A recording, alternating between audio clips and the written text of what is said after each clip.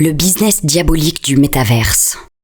Dans un avenir très proche, vraiment très proche, vous vivrez à l'intérieur du nouveau monde, le métaverse.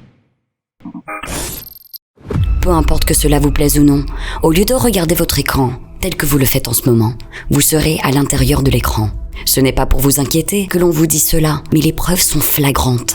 Microsoft, McDonald's, Apple, Facebook, Nike, Walmart, Gucci font partie des géants convaincus que notre avenir est dans le métaverse.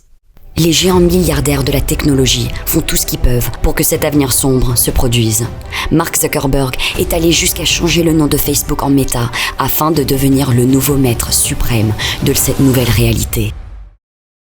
Si vous êtes un brandy boss comme nous, accrochez votre ceinture, car si vous regardez cette vidéo jusqu'au bout, vous allez découvrir les coulisses de ce géant diabolique pour l'humanité, ainsi que pour la société.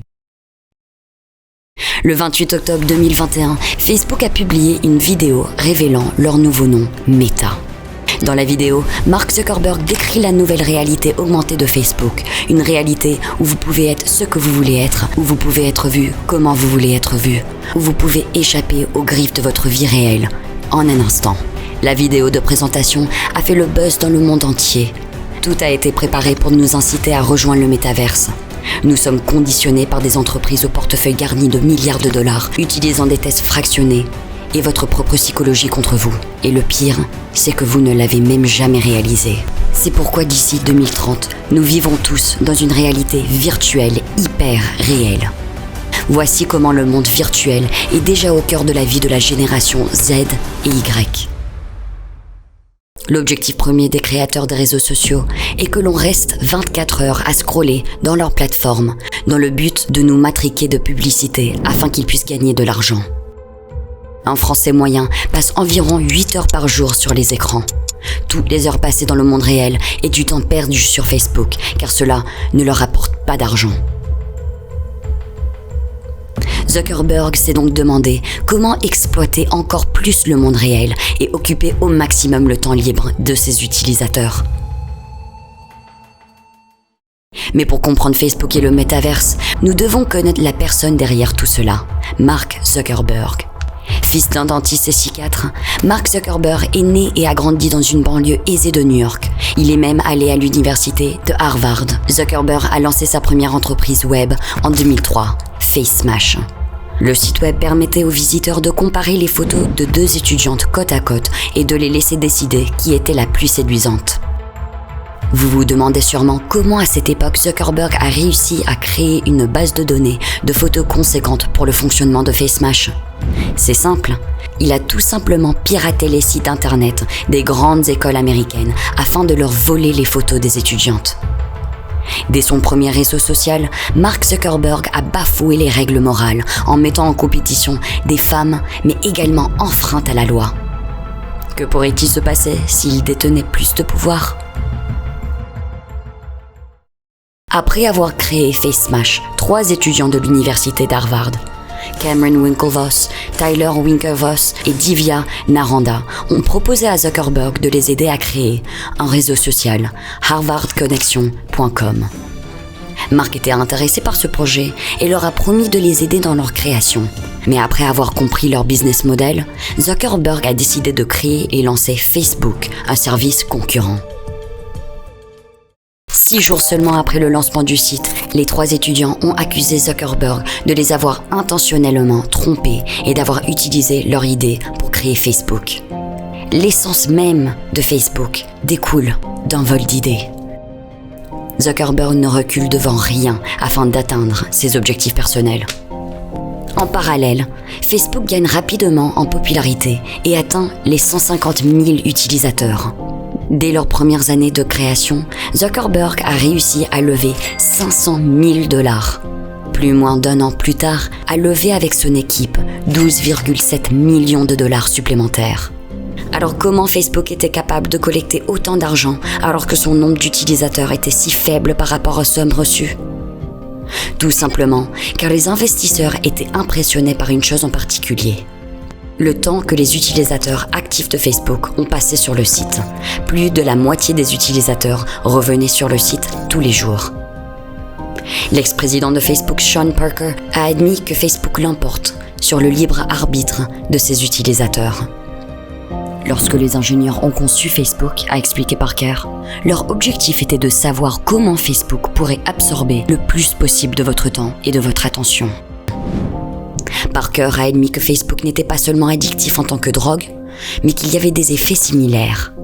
L'idée derrière Facebook était de collecter toutes les informations et données personnelles afin de les revendre aux annonceurs pour un gros profit. Bien que Zuckerberg a assuré aux utilisateurs au fil des années qu'ils ne devraient pas se soucier de leurs données personnelles et de leur vie privée.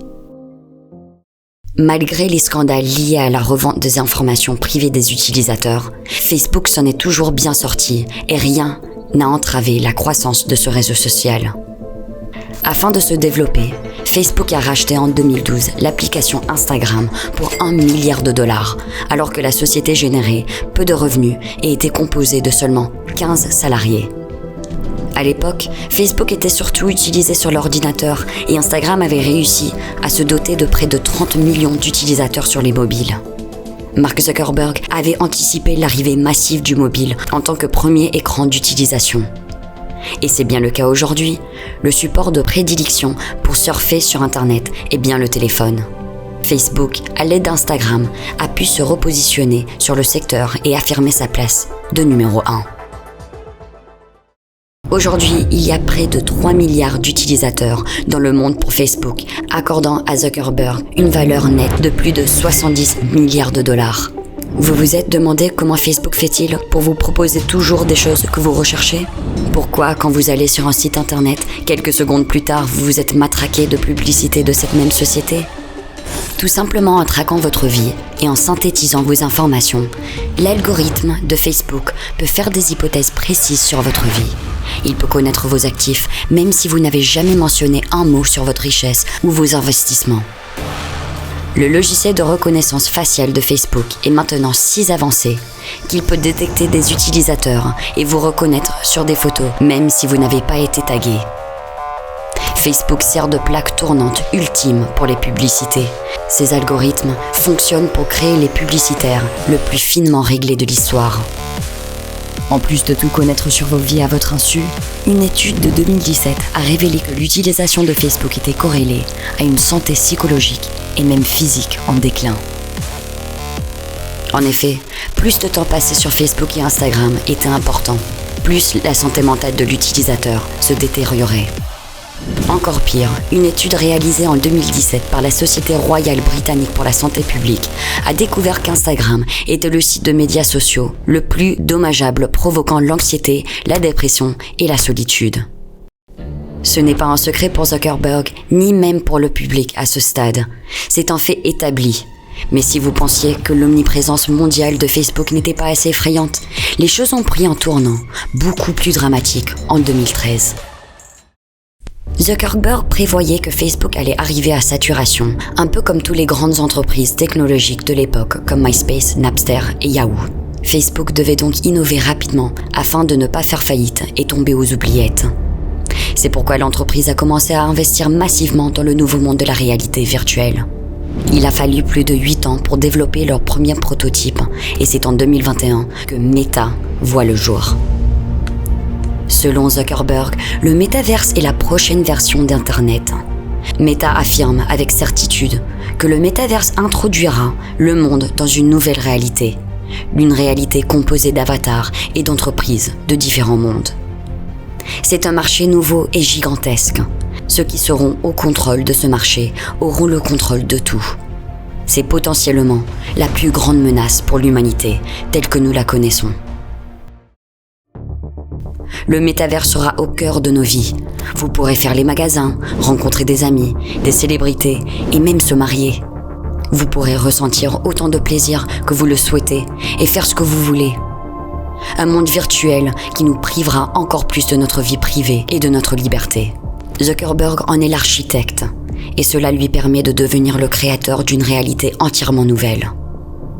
Il y a quelques mois, Frances Haugen, ancienne employée de Facebook, a révélé que Facebook en est pour beaucoup sur la façon dont la société fonctionne. Zuckerberg a déclaré que Meta aurait pour mission de donner au métaverse et d'aider les internautes à échanger avec leurs proches, à trouver des communautés et à développer leurs entreprises. N'était-ce pas le rêve de l'humanité de créer de véritables interactions entre les personnes dans la vie réelle ? À cause du métaverse, les gens seront tellement fascinés par leurs avatars et leur vie virtuelle qu'ils commenceront à détester leur vie réelle. Les gens cesseront de se rencontrer dans le monde réel. Il n'y aura plus d'événements, de fêtes dans le monde réel. Toutes les interactions humaines seront amenées à disparaître. Et qu'en est-il de la liberté d'expression ? Nous avons déjà vu la purge des journalistes, personnalités publiques et même le président des États-Unis pour avoir donné leurs avis sur les sujets sensibles. Booba a été suspendu des réseaux sociaux car il tenait un discours anti-vaccin contre le Covid-19. Imaginez ce contrôle exagéré de la liberté dans le métaverse. La Silicon Valley est la plus grande menace pour la liberté d'expression. Si vous ne serez pas en mesure de vous conformer, rentrer dans le moule ou vous vacciner, vous serez facilement ciblé par les grands géants de la technologie. Le métaverse servira également de détonateur pour le plus grand transfert économique et de richesse de l'histoire. En effet, tout notre argent et nos actifs dans notre vie réelle seront artificiellement possédés dans le métaverse appartenant à un groupe de riches qui contrôleront encore plus la population mondiale. Tous vos données personnelles, vos souvenirs, votre vie entière pourraient être facilement accessibles. L'incapacité à contrôler les données et les paramètres de confidentialité seront conséquents. Il est possible que les pirates accèdent à vos informations personnelles ou même prennent le contrôle de votre avatar. Ça pourrait conduire à un vol d'identité ou votre vie entière pourrait être revendue aux entreprises et aux annonceurs malveillants. Tous ces facteurs combinés font du métaverse un univers inquiétant où vos moindres mouvements seront scrutés, surveillés et analysés. Une chose est sûre, le métaverse changera notre monde pour toujours.